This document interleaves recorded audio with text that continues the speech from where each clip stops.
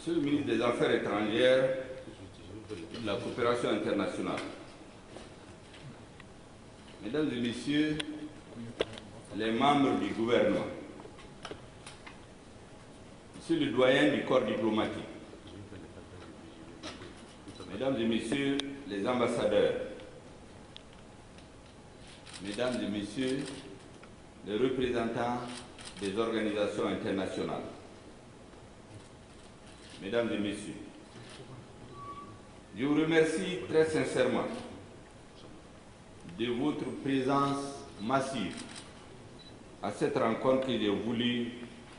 comme un cadre d'échange. Nos remerciements vont aux amis et partenaires de notre pays à ce stade de la rectification de la transition intervenue le 24 mai 2021. Notre rencontre d'aujourd'hui fait suite à celle que j'ai eue avec le ministre des Affaires étrangères et de la coopération internationale, à celle que vous avez eue avec le ministre des Affaires étrangères et de la coopération internationale le 21 juin 2021. Elle s'inscrit dans la droite ligne de l'engagement du gouvernement de maintenir et de renforcer le dialogue politique et la concertation permanente avec tous nos partenaires sur les sujets prioritaires qui sont au cœur de notre coopération. Depuis 2012, la mobilisation de la communauté régionale, africaine et internationale au chevet du Mali témoigne d'une coopération internationale active et solidaire. L'élan de solidarité manifesté est à la hauteur des défis complexes, en particulier le terrorisme et l'extrémisme violent auxquels notre pays, le Mali et la région du Sahel font face et pour lesquels nous payons un lourd tribut. Nous avons une pensée pieuse pour tous les héros disparus sur le champ de l'honneur en défendant le Mali et les valeurs communes de liberté, de dignité et de démocratie. Je vous invite, Mesdames et Messieurs, à observer avec moi une minute de silence à la mémoire de toutes les victimes civiles et militaires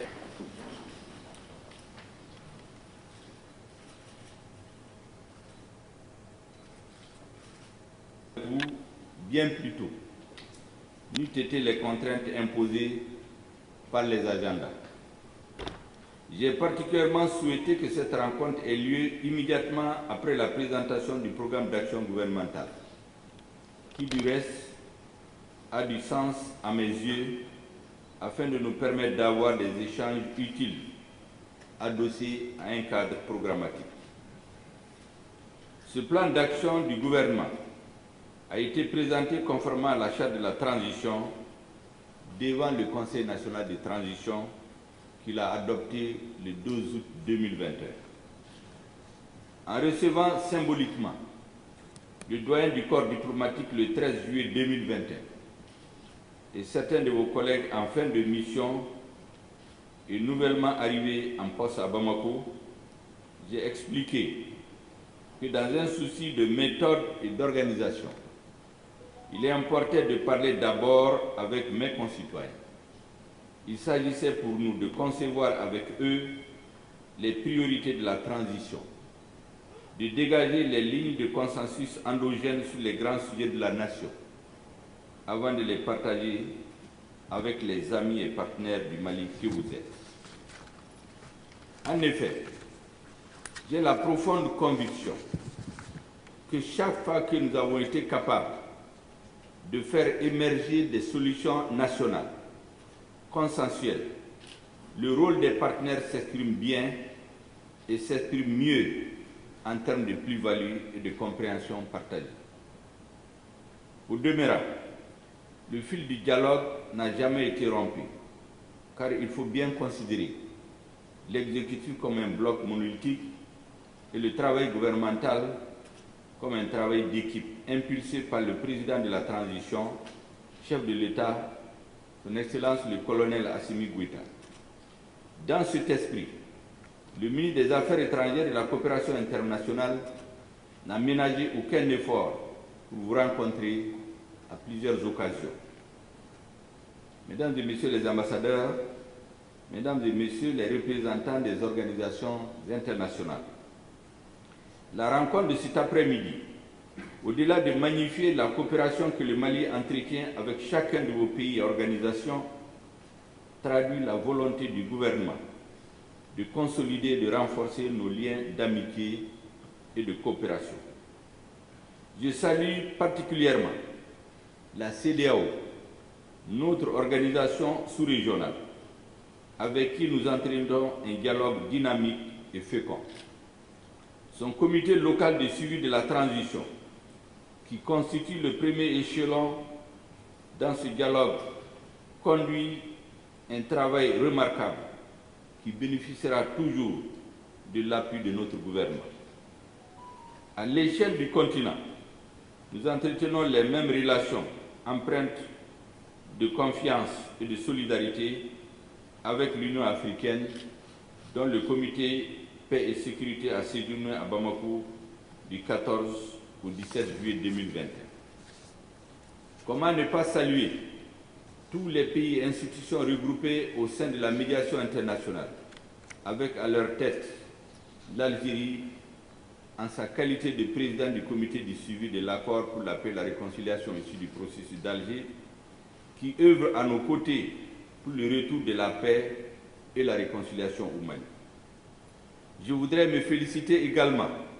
de la contribution exceptionnelle des casques bleus de l'ONU à la stabilisation de notre pays, aux côtés des autres forces internationales que sont l'opération Barkhane, la force Takuba et la force conjointe des 5 Sahel. Je salue leur engagement quotidien aux côtés de leurs frères d'armes du Mali,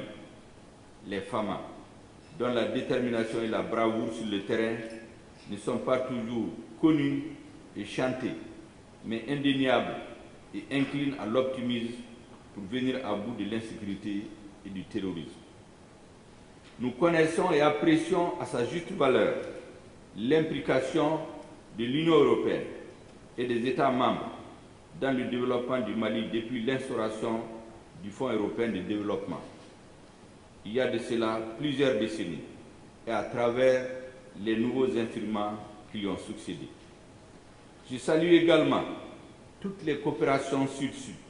souvent discrètes mais essentielles, comme ceux qui nous unissent aux frères et amis limitrophes, des pays limitrophes avec lesquels nous entretenons une politique de bon voisinage, et celles que nous entretenons avec tous les pays de la Oumma islamique. Le Mali, pays de mémoire et de gratitude, n'oublie pas et n'oubliera jamais le soutien multiforme apporté à son développement économique et social et culturel par les pays amis du Maghreb, du Moyen-Orient, de l'Asie à l'Amérique du Nord, en passant par l'Europe de l'Est, l'Amérique latine et le Pacifique. Depuis 1960, notre pays est engagé pour la promotion d'une diplomatie de paix, comme le témoigne sa participation dès 1960 à l'opération de maintien de la paix au Congo, à travers le contingent du Sahel. Notre quête de paix est consubstantielle à notre engagement panafricain, à notre dédicace à l'amitié entre les peuples, la coopération entre les nations, la compréhension mutuelle et la politique de bon voisinage. En dépit des difficultés conjoncturelles, l'engagement du Mali sur la scène africaine et internationale pour promouvoir les valeurs communes de paix, de liberté, de dignité, de démocratie et de développement centré sur l'homme demeure constante et qui ne faiblira pas. Concernant la conduite de la transition, mesdames et messieurs, il ne vous a pas échappé que le gouvernement formé le 11 juin 2021 est sur tous les fronts, de la sécurité au front social, de la refondation à la lutte contre la corruption et l'impunité, deux fléaux à la base de la crise de l'État, de la méfiance et de la défiance des citoyens vis-à-vis des institutions publiques. Le plan d'action du gouvernement, structuré autour de 4 axes majeurs, se veut une réponse urgente, courageuse et cohérente aux défis économiques, sécuritaires, politiques, sociaux, institutionnels qui affectent notre pays et menacent son existence et minent sa cohésion. Si l'apaisement du climat social auquel le gouvernement s'est attelé avec détermination est de nature à créer les conditions d'une transition apaisée, l'amorce des réformes politiques et institutionnelles va asseoir les fondations du Mali nouveau. Un Mali bâti sur des institutions fortes, légitimes et démocratiques. C'est le gage, mesdames et messieurs, du redressement de notre pays, de la préservation de son unité, de sa souveraineté et de sa stabilité durable. Mesdames et messieurs, j'allais dire, mes chers amis et chers amis du Mali, je me tiens à présent à disposition pour évoquer avec vous tous ces sujets sans tabou, sans détour, disons sans langue de bois que l'on colle faussement et si souvent aux diplomates, pour requérir en toute amitié vos suggestions et propositions sur la conduite réussie de la transition. Dans cette optique, par ma voix et du haut de cette tribune, je sollicite votre accompagnement continu et votre soutien technique, financier et matériel le plus franc et le plus ample pour assurer les conditions de réussite de la transition, à côté de l'effort de l'État et des acteurs maliens. En disant cela, je me fais également l'écho de l'exhortation de la CEDEAO, réitérée dans les conclusions de la dernière mission de son envoyé spécial et médiateur,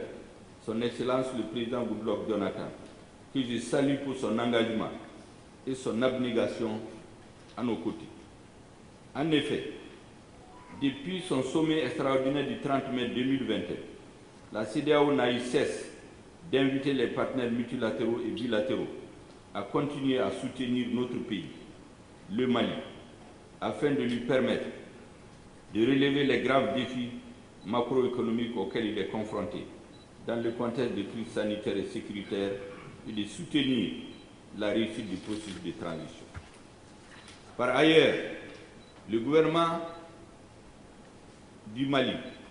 a expliqué à l'envoyé spécial de la CEDEAO la nécessité d'organiser tout d'abord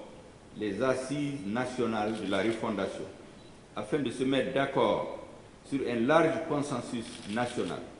assorti d'un chronogramme précis et détaillé devant conduire aux élections générales dans les plus brefs délais. Le gouvernement a également assuré l'envoyé spécial et le médiateur de la CEDEAO que la mise en place de l'organe unique indépendant de gestion des élections n'est pas liée au calendrier des assises nationales.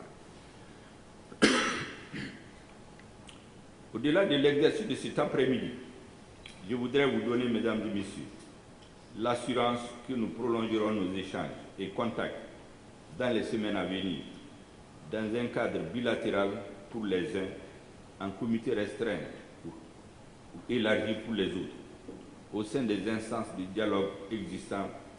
telles que le dialogue politique Mali partenaire, la troïka des partenaires dirigée cette année par l'Allemagne, l'Alliance Sahel, la Coalition pour le Sahel, le G5 Sahel ou la Commission mixte Mali partenaire technique et financier, pour adresser des sujets plus spécifiques liés à nos priorités communes. Je voudrais, mesdames et messieurs, vous remercier de votre aimable attention. Merci beaucoup.